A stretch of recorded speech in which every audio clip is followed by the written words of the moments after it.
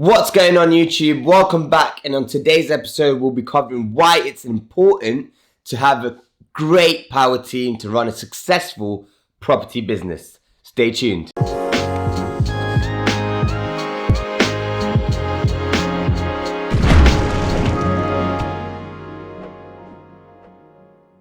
Right, to dive straight in, the reason you need a power team is because you can't run around doing everything yourself. Look, most of us left a job or something similar to start a business so we could hopefully be financially free one day. But if you're running around doing everything that your power team should be doing, then you're essentially not even doing one job, you're doing 5 jobs, which defeats the purpose, right? And by that, you can't be great at every job that a single person takes up on your power team. There's no way you'd be great at it. No huge corporation, no multi-million pound business is run by one person. It's got a variety of employees and it's helped by a powerful power team. As Richard Branson would say, it's all about finding people that are smarter than you to help you run the business. Right, to dive straight into the first person that you need on your power team is a solicitor. Right, a solicitor does the exchanges on any property deal, he helps with the searches and essentially keeps you safe. Having a solicitor means you don't run into problems later down the line. Number 2, we need an accountant. I always say it's a skill that we should have all been taught in school, but no, we definitely need an accountant. And he or she will also serve a dual purpose as a financial advisor, right? Once you start making a lot more money and you have a big portfolio and you're making a lot more money, you need to make sure that you're able to keep and utilize the tax laws in the country to keep as much as possible in the most legal way. The third person you need is either a building team, a builder, or even a handyman, and this will depend on the strategy you use. Say you're obviously doing huge developments, then you're going to need main contractors, subcontractors. If you're just doing buying a HMO or a single let and you need to refurb it, you might need a small building team. But if you're working with new or refurbished buy-to-lets or HMOs, then maybe just the handyman will do, who just comes in and I guess deals with like a broken bulb or the washing machine not working.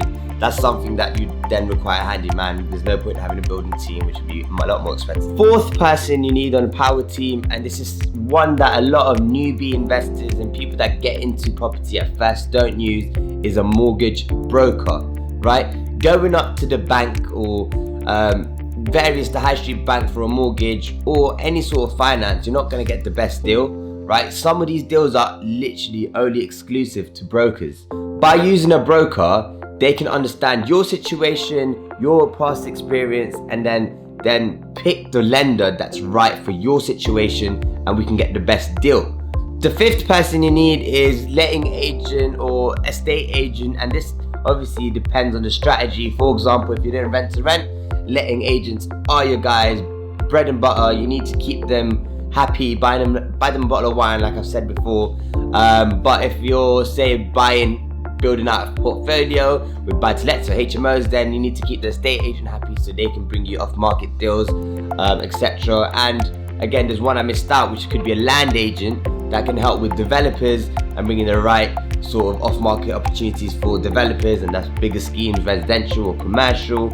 And also, going back to developers, you need the estate agents to sort of do your due diligence, find out what the market rate for a certain flat is, and maybe use the estate agents to sell your final finished products after you've built out a residential block of 50 flats, for example. The final one that you might need, and I'd say it's more applicable to sort of the developers and people that do extensions, etc., is an architect / planning consultant, because architects and planning consultants are where you make the money as a developer. A lot of people just use these guys to get a planning application through on a building, and once they've actually got the planning, that raises the value of the property, of the land, whatever it is, and then you can sell it on. So we, as obviously developers, being my primary strategy, it's something that we work with a lot. We work with a lot of architects and planning consultants, so that's something there depending on what your strategy is. Even for buy-to-let, say you're doing an extension or a loft extension, you might need an architect to build out a nice one, or go with a basic guy. It's up to you, but I'd say that's a plus half. And the great thing about being in property is that, look, I haven't even employed anyone yet. There is no need to employ someone in-house at this point, and the bigger developers only start employing people a lot further down the line. Like with my power team, we work on a case-by-case ad hoc basis. Letting agents, you only pay them once you got rental coming in. Estate agents, again, once the sale was made. Architects, obviously, once they've done the work, you pay them a fee. But it's not someone that you have to keep in house and pay a salary all the time. That's the great thing about having a property development business. You just pay as you go and when work is done. The one thing you don't want to do is, say you're a BTL portfolio builder, and once you've got 30 plus properties, I know people managing all of them themselves.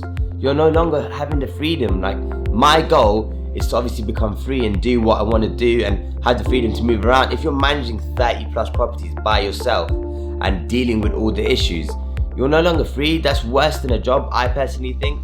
So give up the 10% of the rental income and have someone do all that for you. One thing that a lot of people lose track of is that time is more important than money. Money we can make an unlimited amount at one point, but time is limited. It levels the playing field for all of us. So let's remember that and make sure we value time and money at the same level. But just to conclude all of that, you have the power team, you have everyone working, but if you don't do any work, they aren't going to do any work. So make sure you get cracking, find the deals and fund the deals. That's the two key major result areas. Find the deals, fund the deals. I cannot stress that enough. Just get at it and good luck. And finally, to conclude everything, even though you have this great power team, you got the best power team ever, if you don't put your own work in, then nothing's happening. You've got to work so they can work. Your two key major result areas are to find the deals and fund the deals, right? And that's where joint mentoring come in as well. Someone finds the deal, someone funds the deal, but as a developer or in any other strategy, you still have to find and fund the deal. And that's what your job is. Everything else the power team will take care of, but make sure you do that, and good luck.